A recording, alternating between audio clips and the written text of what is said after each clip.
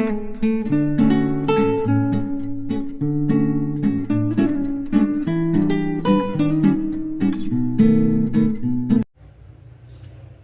ನಮಸ್ಕಾರ. ಸರಸ್ವತಿ ಸರಳ ಅಡುಗೆಗೆ ಸ್ವಾಗತ. ಬರ್ರಿ ಇವತ್ತಿನ ವಿಡಿಯೋದೊಳಗೆ ಅಗದಿ ರುಚಿಯಾದಂಥ ಮತ್ತು ಎಲ್ಲರಿಗೂ ಇಷ್ಟವಾಗಂಥ ಒಂದು ಪುಂಡಿ ಸೊಪ್ಪಿಂದು ನುಚ್ಚು ಹಾಕಿದ್ದು ಪಲ್ಯ ಹೆಂಗೆ ಮಾಡ್ಕೊಬೋದು ಅನ್ನೋದು ತೋರಿಸ್ತೀನಿ. ಜೋಳದ ಭಕ್ರಿ ಜೊತೆ ಅಂತೂ ಭಾಳ ಟೇಸ್ಟ್ ಇರ್ತದೆ. ಎಲ್ಲರಿಗೂ ಗೊತ್ತದ ನೋಡ್ರಿ, ಪುಂಡಿ ಪಲ್ಯ ಅಂದರೆ ಯಾರಿಗೂ ಇಷ್ಟ ಇಲ್ಲ ಹೇಳ್ರಿ, ಎಲ್ಲರಿಗೂ ಇಷ್ಟ. ಮತ್ತು ಮಾಡೋದು ಅಗದಿ ಸರಳದ. ಹೆಂಗೆ ಮಾಡಿದೆ ಎಂಬುದನ್ನೇ ಈ ವಿಡಿಯೋದೊಳಗೆ ಈಗ ನೋಡ್ಕೊಂಬರೋಣ. ಇದು ನೋಡ್ರಿ, ಒಂದು ಹಿಡಿಯಷ್ಟು ನಾನು ಪುಂಡಿ ಸೊಪ್ಪಿನದ ಇಲ್ಲೇ ಸ್ವಚ್ಛಗೆ ತೊಳೆದಿಟ್ಕೊಂಡೀನಿ. ಇಲ್ಲೇ ಒಂದು ಕುಕ್ಕರ್ನಾಗ ನಾನು ನೀರು ಹಾಕಿನಿ, ಅದು ಮಳ್ಳಿಕತ್ತದ ಅಂದರೆ ಗ್ಯಾಸ್ ಹತ್ತಿಸಿ ನೀರು ಇಟ್ಕೊಂಡಿನಿ. ಹಿಂಗೆ ಚಲೋತ್ನಾಗ ನೀರು ಕುದಿಬೇಕು. ಈಗ ಇದಕ್ಕೇನದ ಪುಂಡಿ ಸೊಪ್ಪು ಹಾಕೊಳ್ಳೋಣ. ಪುಂಡಿ ಸೊಪ್ಪು ಹಾಕೊಳ್ಳೋದು ನೋಡ್ರಿ, ಇದನ್ನೇನು ಹೆಚ್ಚೋದು ಬೇಡ, ಹಿಂಗೆ ಹಾಕೊಂಡ್ರೆ ಚಲೋತ್ನಾಗ ಬೇಯ್ತದೆ. ಈಗ ನೋಡ್ರಿ, ಎರಡು ಕುದಿಯೋ ತನ ಏನದ ಮುಚ್ಚಿಡೋಣ, ಅಂದರೆ ಎಲ್ಲ ಹುಳಿ ಬಿಟ್ಕೊಳ್ಳೋದು, ಆಮೇಲೆ ಅದನ್ನು ಬಸ್ಕೊಂಡ್ಲಿಕ್ಕೆ ಬರ್ತದೆ. ಅದಕ್ಕೇನದ ಇದನ್ನ ಮುಚ್ಚಿಡೋಣ ಅಂತ. ಇದು ನೋಡ್ರಿ, ಚಲೋತ್ನಾಗೆ 2-3 ನಿಮಿಷ ಕುದ್ದದ. ಮತ್ತು ಈಗೇನದ ಈ ನೀರು ಬಸ್ಕೊಂಡ್ಬಿಡೋಣ, ಅಂದರೆ ಸ್ವಲ್ಪ ಹುಳಿ ಏನಾಗ್ತದೆ ಕಡಿಮೆ ಆಗ್ತದೆ ನಮ್ಗೆ. ಇಲ್ಲಾಂದ್ರೆ ನಮ್ಗೆ ಹುಳಿ ಬೇಕು ಅಂತಂದ್ರೆ ನೀವು ಈ ನೀರೊಳಗನ ಎಲ್ಲ ಹಾಕೋಬೋದು. ಈಗ ನಾ ಇದನ್ನೇನದ ನೀರು ಬಸ್ಕೊಳಿಕತ್ತೀನಿ.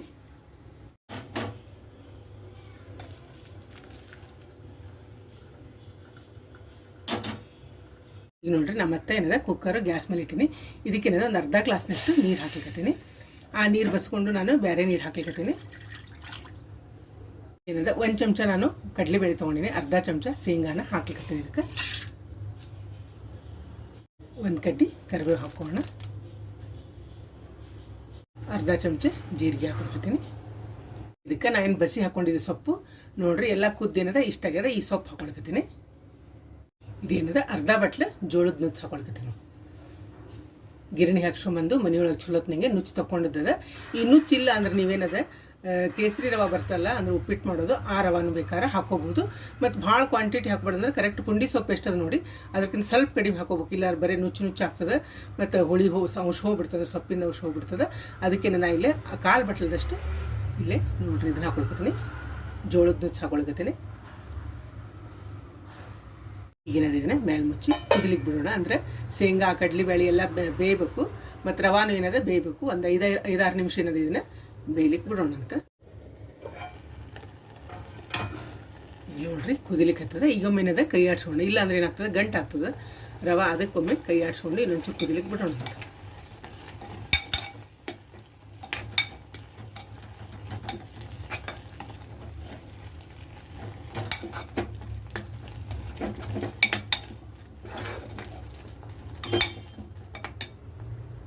ನೋಡ್ರಿ, ಇನ್ನೊಂದು ಅರ್ಧ ಗ್ಲಾಸ್ ಏನದ ನೀರು ಹಾಕ್ಲಿಕ್ಕತ್ತೀನಿ ನಾನು.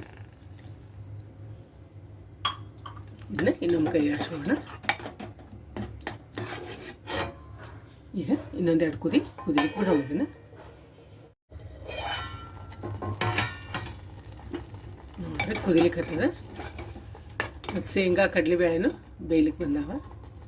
ಸ್ವಲ್ಪ ಗಂಡಿದ್ರೆ ಚಲೋ ಆಗ್ತದೆ. ಇದು ಬಿಸಿ ಭಾಳ ಅದ. ಇದಕ್ಕೆ ಅರ್ಧ ಚಮಚದಷ್ಟು ಅರಿಶಿನ ಪುಡಿ ಹಾಕೋಣ,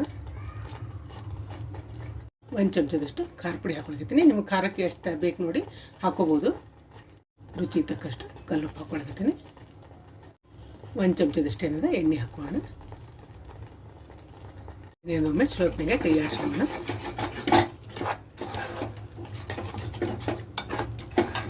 ನೋಡ್ರಿ, ಕರೆಕ್ಟ್ ಹದ ಬಂದದ.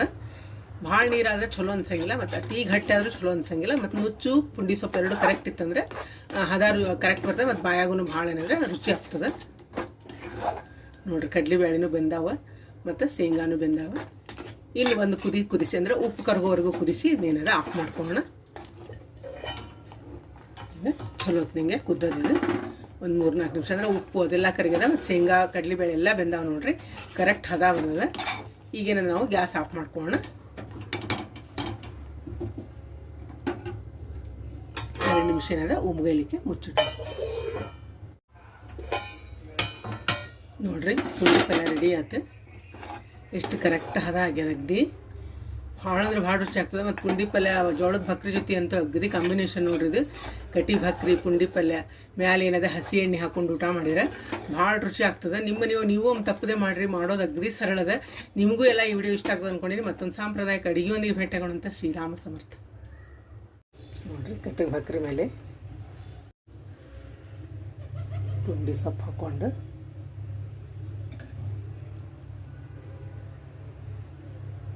ಮ್ಯಾಲಿನದಕ್ಕೆ ಸ್ವಲ್ಪ ಹಸಿ ಎಣ್ಣೆ ಹಾಕೋಬೋದು. ನೀವು ಶೇಂಗಾ ಎಣ್ಣೆ ಹಾಕೊಂಡ್ರೆ ಭಾಳ ಟೇಸ್ಟ್ ಆಗ್ತದೆ. ಇಲ್ಲಾಂದ್ರೆ ಕೊಬ್ಬರಿ ಎಣ್ಣೆನೂ ಹಾಕೋಬೋದು.